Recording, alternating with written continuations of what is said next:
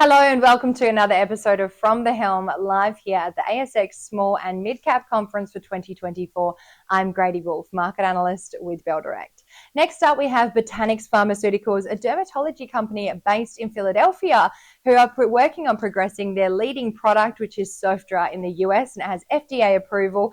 To join me today to discuss everything about the company and how they're progressing in the US and around the world, I'm joined by the CEO of the company, Dr. Howie McKibbon. Dr. Howie, thank you for joining me today. For our investors who may not know anything about Botanix Pharmaceuticals, please run us through, give us an overview of what the company is up to. You bet. Excited to be here. So Botanix was founded in 2016 by Matt Callahan and listed on the ASX at that time. We're focused on dermatology or skin conditions, and our lead compound, Sofdra, was developed for excessive sweating or a condition called hyperhidrosis, specifically axillary or underarm hyperhidrosis. Now, this condition affects 10 million patients in the United States, leaving quite an opportunity for us to help the patients, but also hit profitability in what we believe will be a pretty efficient time period. Hitting profitability is what all investors want to hear, but getting FDA approval is a massive milestone. How is that process?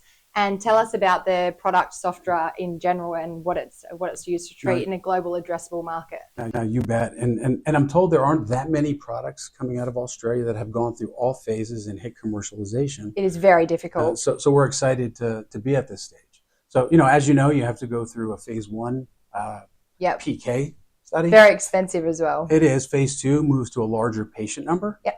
Where you're looking at safety, but also efficacy. And then the phase 3 are the largest and most riskiest, where they're the most expensive, and you have to hit statistical significance. Post that, you have to go through your NDA submission process, and that itself is quite a endeavor. It's a tedious process, isn't it? Yeah, it sure is. So we're excited at this point to be here and have the drug approved and really be focused on the launch. How big is the global addressable market, and are you going to expand into other regions of the world? Yeah, first and foremost, our focus is clear on the U.S. because those 10 million patients offer quite an opportunity. If you think of getting just a couple 100,000 of those patients with 12 prescriptions a year, the drug becomes quite large in itself. Absolutely. But we are we're well aware of the global opportunity. We will be looking for partners in those areas so they can offer our drug to patients in other countries. Are there any competitors in the space yet? It's interesting. These patients have had to suffer through not having a lot of options. Well, Botox was just one, right? It was. That's all you know of, really. Not a bad option when you think about it, but they have to start with clinical strength, over-the-counter antiperspirants, which we all probably use anyway. Yeah. Okay. From there, they move to reformulated versions of drugs made for other things, and then they finally get to Botox. Now, Botox works pretty well. Has similar efficacy, I believe, or we believe, to what Sofdra has. The difference is because you have 30 needle sticks in each underarm. Ow. Over half the patients that are offered the treatment refuse it. Yeah. Now, that said, they still do about $200 million US in sales a year, and they don't even promote it. So Botanix has no debt and really good cash flow and cash balance as well.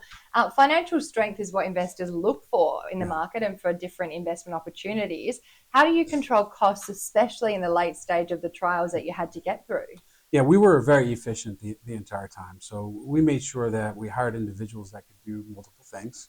We call them 5-tool players. Many hats. Many hats, better said. But that said, we made sure along the way to be as efficient as possible and really focus on a couple of things, right? So during the development stages, every first dollar went toward making sure that the drug got approved. Right? Now it's every dollar goes toward making sure the drug is manufactured and that we generate appropriately. Yeah. And that's how we see it.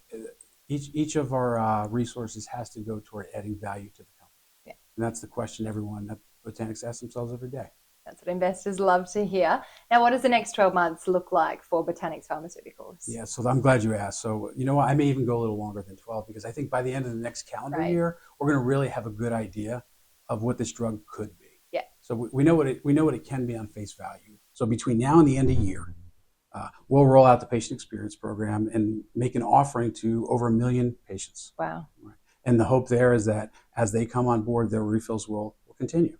And we're going to make sure that can happen because our pharmacy partner automatically sends the refills at the end of each month. Wow. Right?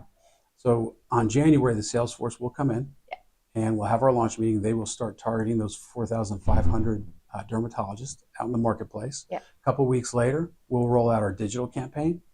And by June, or the end of that fiscal year, we'll have a really good idea of how to optimize our promotional mix. And then by the end of the year, we'll know what the trajectories are. So I think it's reasonable that by the end of the fiscal year to have a good idea of what's happening.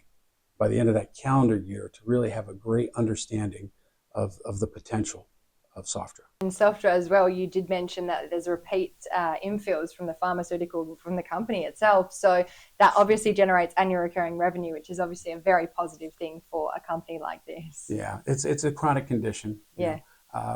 What's fortunate for the patients is that it does seem to continue to work over time. Yeah. And we're going to make sure that they can get it over time. Doing amazing things. Thank you so much for your time today, and thank you for joining us on that episode of From the Helm. If you enjoyed it, make sure you subscribe to the Bell Direct YouTube channel.